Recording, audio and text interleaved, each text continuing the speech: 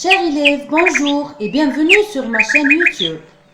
Après avoir vu théoriquement comment chercher les réponses aux questions dans un texte argumentatif, aujourd'hui, on va passer, Inch'Allah, à la pratique en essayant de corriger la première partie du sujet de BEM de l'année passée et de vous montrer les astuces qui te permettraient, Inch'Allah, de comprendre les questions de compréhension du texte et de repérer leurs réponses dans l'énoncé.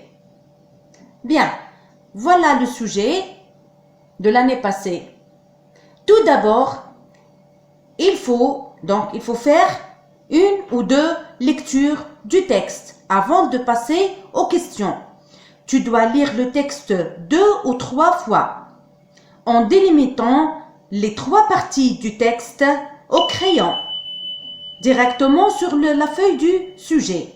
Voilà, première partie, il faut trouver la première partie, la deuxième partie et la troisième partie. Bien, commençons par la première question. Première question de compréhension de l'écrit. Recopie la bonne réponse.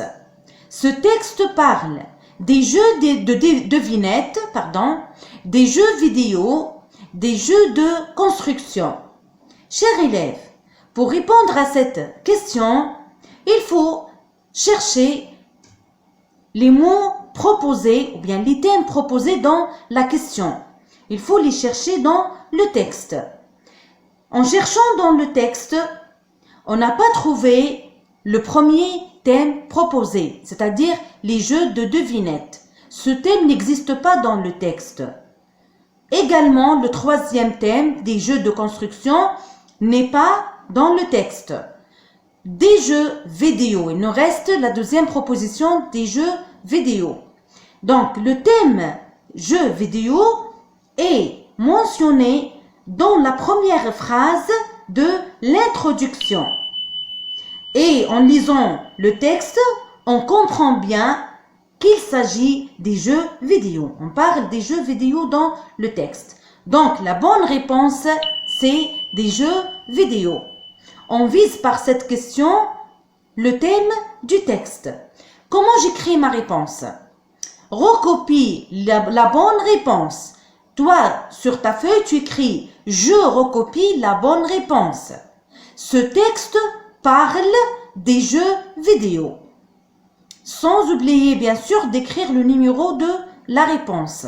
Numéro 1. Numéro 2. Ce texte est de type narratif à visée argumentatif, explicatif à visée argumentatif ou descriptif à visée argumentatif. J'attire votre attention que cette année, on n'a pas fait l'explicatif à visée argumentatif parce que c'était programmé pour le 3e trimestre. Bien, donc, pour ce texte-là, il s'agit du texte explicatif à visée argumentatif. Pourquoi? Le texte narratif à visée argumentatif a des caractéristiques spéciales à lui. C'est-à-dire, si je cherche dans ce texte-là, je ne trouverai ni adjectif amélioratif, ni description de lieu, ni indicateur de lieu, ni proposition relative, ni complément de nom. Voilà les caractéristiques du texte descriptif à visée argumentatif. Donc, il n'y a pas ces caractéristiques dans ce texte, donc il ne s'agit pas du texte descriptif. Également, pour le texte narratif à visée argumentatif.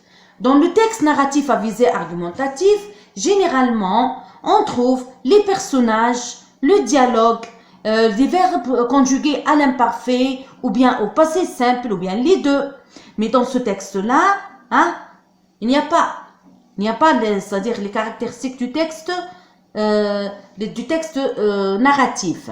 Donc, dans ce texte-là, il s'agit du texte explicatif à visée argumentatif. Bien. La question numéro 3. Relis le texte puis complète le tableau suivant. Qu'est-ce qu'on nous demande de relever du texte? La thèse. La thèse, c'est l'opinion de l'auteur. Pour trouver la thèse, il faut chercher dans la première partie du texte, c'est-à-dire l'introduction. L'introduction de ce texte est constituée de plusieurs phrases. Là, il faut bien chercher la phrase qui représente l'opinion de l'auteur. Pour trouver exactement cette phrase-là, il faut consulter le contenu des arguments. Il faut revenir au contenu de la deuxième partie. Dans les trois arguments, bien dans la deuxième partie, l'auteur explique les risques. Il explique, cite, explique et énumère les risques des jeux vidéo sur la santé de l'enfant. Bien, d'ailleurs, nous avons dans l'argument 3, dans l'argument, on a écrit « Quel que soit le type de jeu vidéo, le risque de développer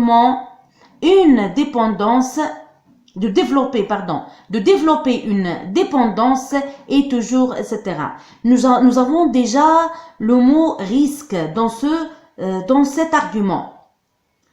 Revenons à l'introduction et pour chercher la phrase qui parle des risques des jeux vidéo. Et la voici. Il est alors important d'en encadrer l'usage car certains jeux vidéo comportent des risques et des pièges qui peuvent nuire au développement et à la santé de l'enfant. Bien, donc on a retrouvé la thèse. C'est bien cette phrase-là. Argument 1. Pour chercher les arguments, on nous a demandé de relever l'argument 1, argument 2 et argument 3. Les arguments, on les cherche dans la deuxième partie du texte, la partie du développement. Comment trouver facilement les arguments? Il suffit de relever ou bien de repérer les connecteurs d'énumération qui les précèdent. Donc, regardez, j'ai entouré les connecteurs en vert. Nous avons, les connecteurs ici sont bien distingués. Nous avons d'abord, ensuite et enfin. L'argument est la phrase qui se place directement après le connecteur. C'est-à-dire, l'argument 1, on le trouve dans le connecteur d'abord. Parce que d'abord, annonce le premier argument. J'écris donc l'argument sans écrire le connecteur. J'écris juste seulement la phrase qui se place après le connecteur. Donc l'argument 1, lorsqu'un enfant passe du temps devant un écran, il ne consacre pas ce temps à bouger et à s'activer physiquement. Nous avons une seule phrase ici. Cette phrase représente l'argument 1. 2. L'argument 2. Nous avons ensuite annonce l'argument 2. Je lis l'argument 2. La luminosité dégagée par les différents écrans tient le cerveau éveillé. Point. Je m'arrête là. Cette phrase-là représente l'argument 2. Donc, le reste est une explication. Donc, l'auteur ajoute une autre phrase pour expliquer son argument. Argument 3. Enfin, donc voilà le connecteur de l'argument 3. J'écris la phrase qui se place juste après ce connecteur. Quel que soit le type de jeu vidéo, le risque de développer une dépendance est toujours présent. Virgule. Et au-delà du nombre. Donc la phrase normalement se termine ici. Cette phrase-là représente l'argument 3. Le reste est une explication suivie d'un exemple. Comme je vous ai expliqué dans la vidéo précédente. Donc, on peut associer à l'argument une explication et un exemple. Je vous lis l'explication. Donc, regardez. Et au-delà du nombre d'heures passées devant l'écran, certains comportements constituent des signaux d'alerte pouvant indiquer une dépendance. C'est une explication. Hein? Elle est introduite par virgule. Je peux remplacer la virgule par car ou bien en effet ou bien parce que. Maintenant, après cette explication, il y a 2 points. Ces 2 points introduisent un exemple. L'exemple ici est donné sous forme d'une suite de mots, c'est-à-dire une énumération. Des mots séparés par des virgules. Niveau de stress élevé, virgule, agitation à l'école, virgule, présence de cauchemars fréquents et irritabilité. Voilà, c'est l'exemple donné pour illustrer l'argument 3. Voilà, donc c'est terminé pour les 3 arguments. Donc, faites très attention, chers élèves, l'argument est une phrase, c'est pas un mot. Bien, revenons à la question, et je vous conseille, avant de passer à la question 4, je vous conseille d'éviter de répondre en utilisant les tableaux. C'est pas la peine de dessiner le tableau sur votre feuille de réponse, car vous n'aurez pas suffisamment d'espace pour écrire la thèse, les arguments, etc. Donc, il suffit d'écrire thèse, 2 points, et j'écris la thèse, la phrase. Argument 1, 2 points, et j'écris l'argument, etc. Réponds par vrai ou faux, c'est la question numéro 4. 1. Il est déconseillé d'utiliser les écrans avant de dormir. Ici, dans cette phrase-là, il faut bien comprendre le sens du mot déconseillé. Le mot déconseillé est constitué du préfixe dé et du mot conseillé. Donc, le préfixe déconseillé, c'est-à-dire le mot déconseillé, veut dire on ne conseille pas. On ne conseille pas d'utiliser les écrans. Donc, je vais chercher la phrase, la phrase qui parle de cette idée dans le texte. C'est-à-dire, on va essayer de chercher la phrase qui parle de l'utilisation des écrans avant de dormir. Alors, donc ça existe dans l'argument numéro 2. Dans l'explication, regardez, il est donc recommandé d'en limiter l'usage en soirée et d'éviter que l'enfant y soit exposé avant de le coucher. Donc, voilà, donc ici, il est recommandé d'éviter de s'exposer aux écrans, à l'écran avant de coucher. Donc, ça exprime la même idée de la première phrase.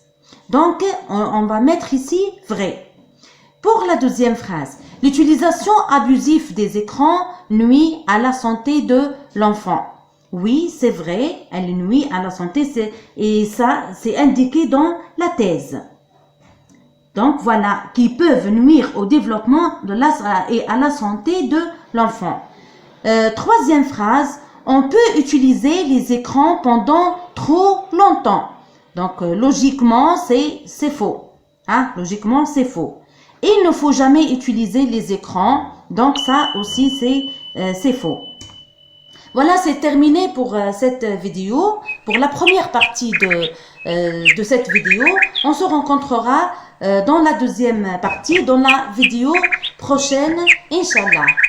Merci pour votre attention.